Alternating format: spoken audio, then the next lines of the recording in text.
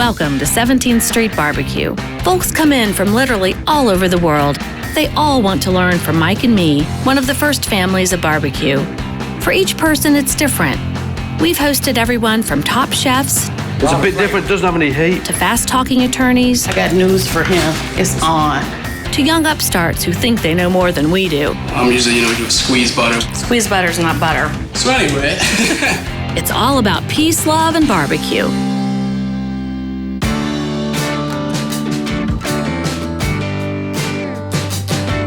Meet my dad, Mike Mills.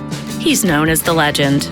I have the philosophy that whatever you barbecue, if you put the heart into it, and that's what it takes is heart, it's perfect. I joined the team 10 years ago and bring the polish to his spit. We very much operate, on a principle of generosity as a recipe for success. And the more that we can teach people about the barbecue culture and the barbecue business, the better off we'll all be. Our crew is truly second to none. From Pitmaster Phillip to Pitbull Laurie to Cassidy, who's as sweet as apple city pie. We are going to start with a welcome toast. Yours are real, mine is tea. So we would like to welcome you to 17th Street, Peace, Love, and Barbecue, and welcome to our family. Tasty. Awesome. Woo. Yeah, you're right. Now meet the folks whose lives are going to take a 3-day journey into barbecue heaven. I would love to hear what your hopes and dreams are and how you think we can best help you over the course of the next few days.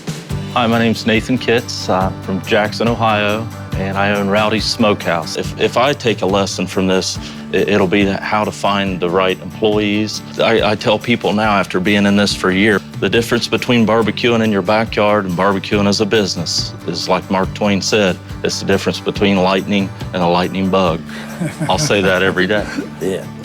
That's what we try to do here, to get you where we are quicker, but on a smoother path. We will talk a lot to you about how we hire and train, and we have a few things that we're doing right that we would love to share with you. Great.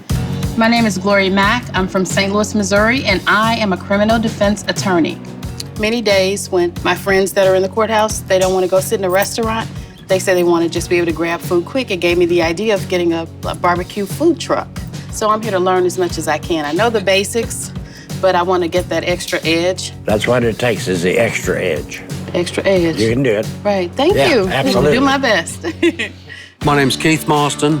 My name's Will Marston. We're both from Birmingham in the UK. We own a traditional pub, and it's called the Prince of Wales. We came to the United States in November last year to kind of go around some restaurants. And we found it really interesting because, in London, it's all kind of fine dining. Even the barbecue? Oh, yeah. Mm-hmm. What we love about barbecue is so informal and so relaxed. We really like that. So we'd like to be the guys that really did barbecue great in the UK. One of the reasons a lot of people have not been successful, that they treated barbecue just like it was another concept, which it's not.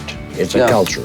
You can be the trailblazers. Yeah, we could do it, maybe. My name is Chris Callender. I'm from Detroit, Michigan, and I am currently in the process of opening the Victory Smokehouse. I got started maybe about 6-7 years ago.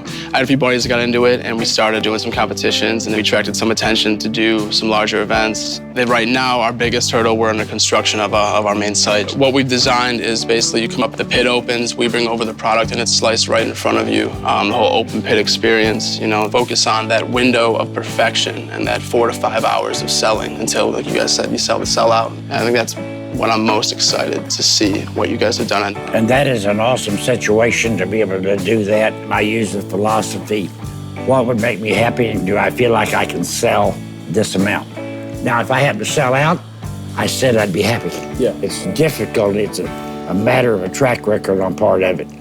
My name is Rob Mccormick. I'm from Halifax, Nova Scotia, Canada. For my daytime job, I travel. So right now I've been to 40 states. I remember probably 9 years ago being in Georgia. It was my first real experience with real barbecue. This just absolutely blew my mind that food could taste like this. So I came home from that trip very excited, wanted to show my family and friends. So I went to a bookstore and I found an orange book, and it was your book, and I honestly read it cover to cover. A big part of it was, it was the recipes and here are the ideas, but it was also the joints. So as I kind of traveled the country, you get to meet these amazing people. So I'm so excited to be here and to meet you all and just be part of this group is just awesome. So that is a really nice group. They're awesome. Yeah. Well, I like the diversity between all of them. They've all got one aim, even though they're all in different positions at this moment. How many father-son duos have we had where that has actually worked, where that's been the son's idea and the son is doing it still?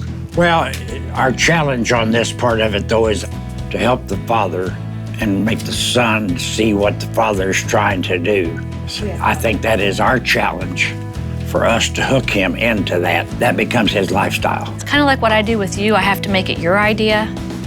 We have to make it his idea. It works faster that way. It does. Yeah, you picked up on that pretty quick. It actually took me a long time. I'm a slow learner. I like what Chris from Detroit is trying to do. And I think the idea of the dueling pits and seeing it all right there is so interesting. I think the challenge is always finding the people to help you 24 hours a day. He's gonna have to find people to be there and be interested in what he's doing like he is. And those people are very hard to come by, but they're out there. Hard to find somebody that won't go to sleep.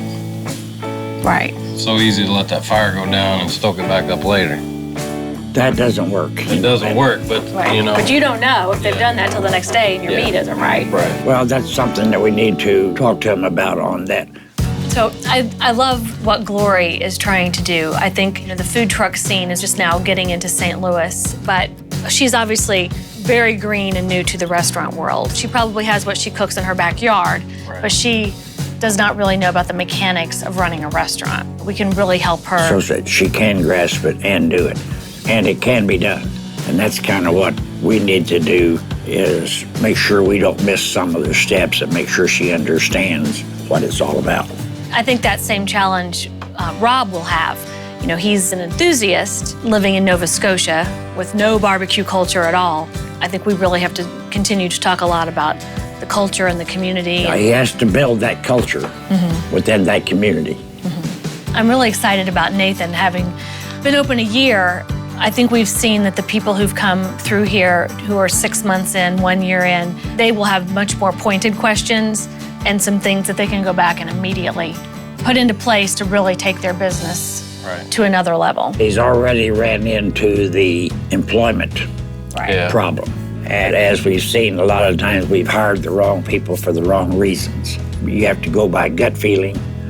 And the answers, and just because you need somebody, you don't take the first one that comes along. Some people are just good at doing an interview, and then you find out they're not very good. They're not picking it up and going. And in 25 days, you might as well move on and find somebody else. I don't care if they're the only one. We always get such a unique assemblage of people. I hopefully got the point across that it's not a concept, it's a culture, and that's what they'll have to grasp. Let's do it. Let's go. This season on Peace, Love, and Barbecue, we're going to see each of these folks take some lumps, learn some lessons, and become part of the 17th Street family. So be sure to subscribe to Peace, Love, and Barbecue so you don't miss a lick. Catch more episodes of Peace, Love, and Barbecue. Click on the videos on the right.